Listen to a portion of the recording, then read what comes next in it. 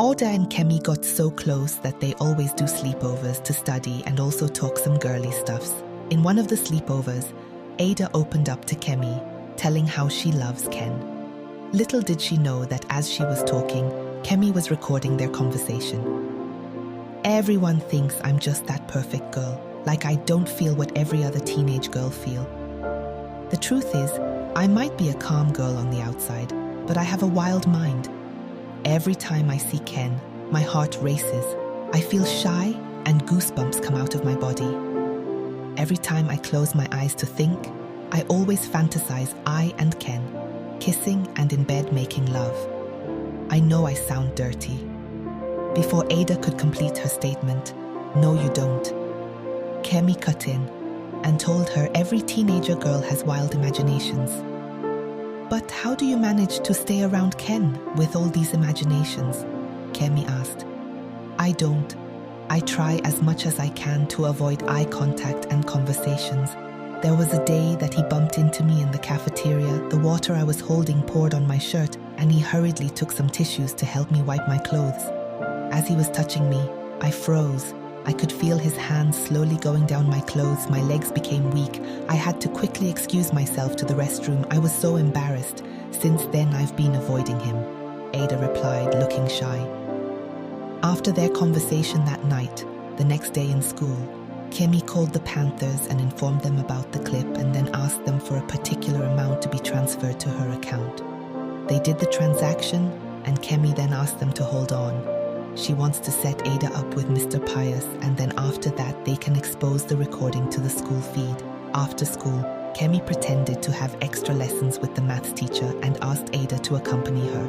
Ada was feeling good about being in the same office as the maths teacher because of the way he looks at her, but she did it for Kemi. During the lesson, Kemi pretended to take a call and excused herself, leaving Ada and Mr. Pius in the office. 2 minutes after she left, Mr. Pius locked the door and started making advances on Ada. Ada was so scared that she told him to stop and started hitting him, but Mr. Pius was consumed in his lust feelings that he ignored her cry. Then she began to shout Kemi's name. Luckily for her, Ken heard her shout from the library and he came to knock on the door. Mr. Pius, knowing that he's done for, began begging Ada not to tell on him. If he gets fired for assault, no school in Ogun State will hire him again. Ada agreed and asked him to open the door first. When he did, Ken asked what was going on, and Ada lied that she had dislocated her bone, and Mr. Pius was trying to massage it, but it was very painful, so she was calling on her friend to come and hold her. So Ken offered to carry her to a nearby pharmacy, but she told him she'd love to go home instead. She didn't want to wait for Kemi. She suspected that Kemi had a hand in this. She decided to pretend like nothing happened. The next day, when Kemi asked her why she left her, she lied and said she was having cramps, and she looked for her and couldn't find her, so she had to leave early. Ada was now very careful around Kemi. She started feeling weird around her, so she decided to give her some space. During lunch break, Ken came to check up on Ada's health, and Ada was grateful that he cared. While Ken was still in Ada's class, the Panthers came in with a boombox and called the attention of the class that they had an important announcement. After getting everyone's attention, they played the recording. Ada's froze. She couldn't believe her ears. Ken stood there with no particular expression in his face. Ada turned to look at Kemi, and Kemi avoided her gaze and left the class. Tears dropped from her eyes as the whole class started laughing and mocking. Ken then walked up to the Panthers and said, "Now that you embarrassed her, what did you gain? You have been on my neck to become my girlfriend, but I refused. Did you think doing this will give you a chance? No. Instead, this makes me see how low class and terrible you are."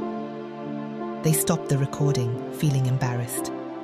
Then, Ken turned to the class to ask them, "What's funny? We all are teens and we won't lie that we don't get these thoughts. At least Ada is mature to curtail her feelings. Meanwhile, other girls throw themselves cheaply at guys. The truth is, I love Ada too, and I fantasize about us two even deeper than she does." He then walked up to Ada, who was already grateful for standing up for her. He held her hands and told her, "Ada, if you will have me, I'd love to bring our fantasies into reality. Will you be my girlfriend?" Everyone in the class chorused, "Oh!" Then Ada shyly said, "Yes, I will be your girlfriend." Ken immediately kissed her, and everyone in the class clapped. Kemi watched from the window and felt really bad.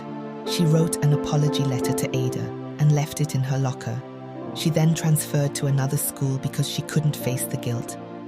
Ada read the letter and felt sorry for her because she knew Kemi needed money because of her parents' financial status. She forgave her, but she didn't see Kemi again. Ada and Ken were very happy together, and their relationship was the envy of the students of Advanced Breed High. Please like, comment, and subscribe for more interesting stories like this.